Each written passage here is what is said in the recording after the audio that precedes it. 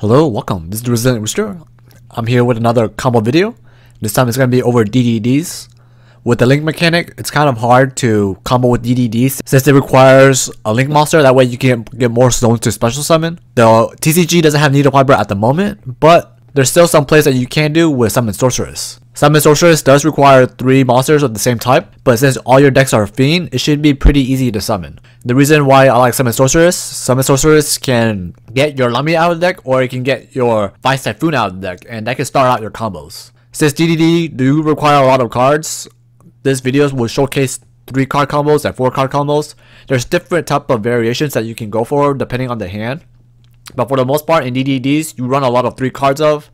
The best 3 are the Ragnarok, the Copernicus, the Sword Slime, the Lamia, and the Kepler. From just messing around with this deck, I figured out that there's 3 to 4 criteria that you need to know in order to pull off a good combo. The first criteria always requires a DDD Sword Slime. You need DDD Sword Slime in order to start your fusion summon. And depending on what you have in your hand, you can pretty much use any DD card to go along with your DD Sword Slime. The second criteria, you need to have at least 1 normal summon, and you want to normal summon a Fiend monster. In this deck, you want almost all Fiends besides like the Ash Blossom, but maybe you could take out the Ash Blossom for more Fiend cards. It's important that you normal summon in this deck since you want to have the ability to get into your Summon Sorceress, and it makes it easier if you can use your normal summon instead of using your DD's effect to special summon from the grave. Keep in mind, if you do normal summon a Pendulum monster for DDDs, all the cards that leave the field, they go right to the extra deck. So you sort of lose the advantage of fusion summoning from your graveyard if you use a Pendulum for your normal summon. So going back to the DDD Sword Slime, if you have the ability, if you have like let's say Abyss Ragnarok in your hand, right, and you have a Lamia in your hand, then preferably you would just use the DDD Sword Slime to ditch the Ragnarok. That way you can use your Lamia as your normal summon. You can always bring back your Ragnarok in the graveyard, so it shouldn't matter that much. Plus,